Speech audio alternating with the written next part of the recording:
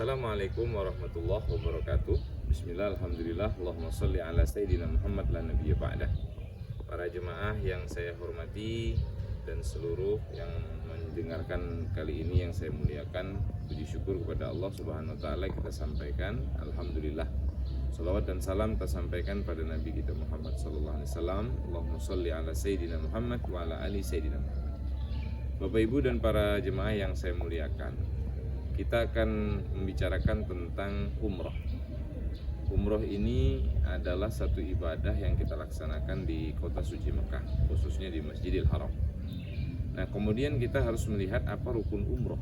Rukun umroh ini pertama adalah kita berihram dengan mikot di satu tempat yang ditetapkan dengan niat umroh karena Allah.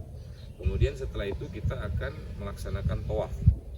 Yang ketiga sa'i, yang keempat tahallul dengan dicirikan bercukur sebahagian rambut. Kemudian tertib. Nah, inilah rukun daripada umrah.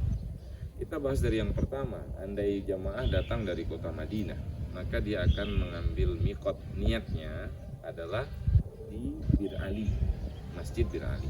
Tidak jauh dari satu kota Madinah itu ke tempat Masjid Bir Ali. Diawali dengan yang sunnah, yaitu mandi ihram. Mandi ihram adalah ketika kita mandi, niatkan dalam hati saat menyiramkan air di atas kepala, hati berniat sengaja aku mandi ihram karena Allah Ta'ala. Nawaitul ghusla lil ihrami sunnatan lillahi ta'ala. Basahkan seluruh tubuh, kemudian selesai mandi, dan boleh sunnah memakai wangi-wangian pada badan. Nah, ketika kita sudah pakai wangian pada badan, baru kita memakai kain ihram. Kain ihram yang di bawah izar itu dipakai seperti pakai sarung. Kemudian yang di atas kita tutup badan kita, hanya bahu kanan kita buka supaya kita bisa menutupi daripada bagian yang lainnya, dan kanan tetap terbuka untuk melaksanakan tawaf. Tapi kalau tidak lagi tawaf, maka kita boleh tutup sementara.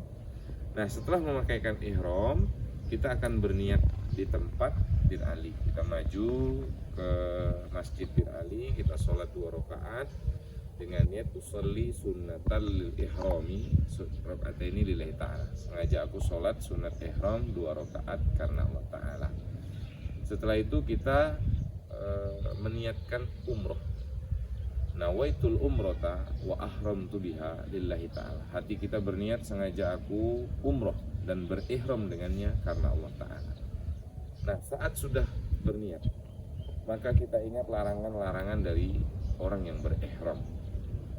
Di antara lain larangannya adalah bagi laki-laki tidak boleh memakai tutup kepala seperti kopiah ya, atau satu bahan yang bisa menutup kepala.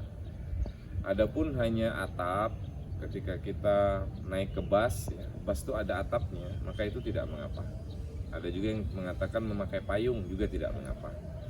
Nah, ini untuk larangan bagi laki-laki. Yang kedua, tidak boleh memakai pakaian yang berjahit, pakaian kaos dalam, mohon maaf mungkin di bawah bagian celana dalam, itu tidak boleh dipakai. Tali pinggang, jam, cincin itu dibolehkan saja, nggak jadi masalah. Setelah itu kita akan bertalbiyah. Talbiyah ini kita ucapkan labbaik Allahumma labbaik, labbaik la syarika laka labbaik, innal hamda wan ni'mata laka wal mulk la syarika lak. Nah, terus bertalbiyah dengan menjaga larangan ihram tadi. Bagi laki-laki ya, saya ulangi lagi, tidak boleh memakai tutup kepala, pakaian berjahit. Satu lagi ya, untuk memakai sepatu yang menutupi mata kaki. Adapun perempuan, itu larangan ihramnya adalah dia tidak boleh menutup wajah. Nah, karena ini sedang masa pandemi ya, kita ikuti peraturan. Itu unsur daripada doruri yang dibolehkan. Nah, kemudian perempuan juga tidak boleh menutup tangan dengan seluruh bagian tangan. Nah, kemudian untuk larangan secara umum bagi laki dan perempuan tidak boleh memakai wangi-wangian seperti minyak wangi, sabun mandi, sampo dan lain sebagainya. Kalau dipakai sebelum memakai ihram itu dibolehkan saja, hanya di badan. Pakaian dihindari, tidak boleh memakai wangi-wangian. Kemudian setelah itu kita akan menjaga larangan ihram berikutnya, tidak boleh mengurangi bagian tubuh, baik rambut, kumis dipotong dipotong, kuku dipotong itu tidak boleh, karena itu larangan. Tidak boleh membunuh binatang, mencabut tumbuh-tumbuhan dan lain sebagainya. Ini adalah larangan-larangan ketika kita sedang berihram. Nah, sampai menuju kota Mekah jaraknya kurang lebih dalam perjalanan 6 jam. 6 jam perjalanan menggunakan bus. Sampai di Mekah tentunya para jemaah tidak langsung melaksanakan tawaf. Tentunya dia akan membagi kamar, kemudian masukkan koper ke dalam kamar, kemudian baru turun berkumpul di teras Masjidil Haram. Nah, kita masuk rukun umroh yang kedua, yaitu tawaf. Setelah sampai di Masjidil Haram, kita akan melaksanakan tawaf. Tawaf itu adalah mengelilingi Ka'bah sebanyak 7 kali keliling. Diawali dengan Hajarul Aswad, sudut Hajar Aswad, sampai berakhir pun di sudut Hajar Aswad. Itu hitungan 1 kali putar. Saya sengaja Bapak Ibu berada pada asrama haji, karena di asrama haji ini ada Ka'bah. Saya lihat di dinding Ka'bah ini, kita lihat di Ka'bah ya. Di sini ada Hajarul Aswad. Batu Hajar Aswad itu ada 7 batu yang kecil di sini. Nah, kemudian sudut ini disebut sudut Hajar Aswad. Sudut inilah menjadi patokan pertama kita akan melaksanakan mulai start umroh. Nah, dari sudut ini. Kemudian sudut sebelah sana itu namanya sudut Iroki. Di sini kita lihat ada sudut Iroki. Kenapa disebut sudut Iroki? Karena jika ditarik benang lurus sampai ke negeri Irak, ada Hijri Ismail. Kemudian setelah itu di sana ada sudut Syami. Dan di bagian belakang sana kita akan menemui sudut Yamani. Ini sudut Yamani. Baik, mempersingkat waktu. Dari Hajar Aswad kita akan melaksanakan mulai tawaf, rukun kedua dari umroh. Kita baca istilam dari jauh, kita lambaikan tangan mengarahkan Hajarul Aswad. Kita baca Bismillahi wallahu akbar. Kemudian kita kecup. Itu yang disebut istilam, awal daripada tawaf. Maka kita berjalan. Apa zikir yang paling masyhur kita ucapkan? Subhanallah walhamdulillah wala ilaha illallah wallahu akbar. Terus kita akan berjalan menuju putaran Ka'bah. Dengan zikir tidak kita hentikan, kita terus melaksanakan tawaf. Nah, kemudian ini Hijri Ismail ya, ini sudut Syami. Saat di sudut Yamani kita akan melaksanakan istilam pula, tapi tidak mencium, hanya melambaikan tangan saja. Bismillahi wallahu akbar. Ciri-cirinya sudut Yamani ini ada dibuka kiswahnya ya. Kiswah ini dibuka dan kita juga boleh memegang dan mencium, tapi hanya sunnahnya dilambaikan tangan saja saat tawaf. Nah, kemudian setelah ini kita khusus bacaan doa Rabbana atina fid dunya hasanah wa fil akhirati hasanah wa qina adzabannar. Setelah selesai kita sampai lagi di sudut Hajar Aswad, itu baru 1 putaran. Nah, berikut putaran kedua, putaran ketiga sampai putaran ke-7. Selesai kita putaran ke-7, maka tawaf kita selesai. Ini rukun umroh yang kedua kita selesaikan. Alhamdulillah. Kemudian setelah itu kita lihat Bapak Ibu, pintu Ka'bah Hajar Aswad ini namanya Multazam. Multazam ini tempat doa yang paling makbul kita kepada Allah Subhanahu wa ta'ala. Kita boleh berdoa di sini, atau nanti setelah selesai umroh baru kita akan masuk tawaf lagi yang sunnah. Kita doa di sini dan masuk Hijri Ismail. Kita boleh sholat dalam Hijri Ismail ini masuk dari sebelah sana ya. Kemudian kita masuk ke dalam ini, kita boleh sholat menghadap Ka'bah. Kemudian kita lihat di atas ini ada pancuran emas. Paling makbul doa kita adalah di bawah pancuran emas ini, di hadapan Allah Subhanahu wa ta'ala. Memang ada sunnah-sunnah, kita boleh menempelkan lengan tangan, bagian badan, kemudian kita doa kepada Allah, menempelkan pipi kanan kepada Ka'bah ya.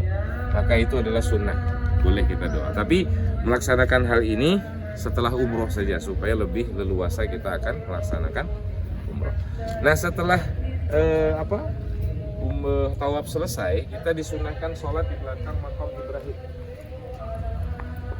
Makam Ibrahim ini seperti sangkar burung. Di dalamnya ada jejak kaki Nabi Ibrahim alaihissalam, maka disebut makam Ibrahim. Tepat dahulu Nabi Ibrahim berpijak untuk membangun Ka'bah. Ini sangat disunnahkan kita sholat di belakangnya setelah tawaf. Setelah tawaf kita sholat sunnah dengan niat usolli rakaataini lillahi ta'ala. Fatihah kuliah, rakaat kedua Fatihah kulhu. Selesai salam kita berdoa kepada Allah Subhanahu wa taala. Nah, selesai ini kita akan meminum air Zam-Zam dan menuju ke tempat sa'i. Sa'i kalau digambarkan di asrama haji ini, Bapak Ibu, mari kita lihat ya.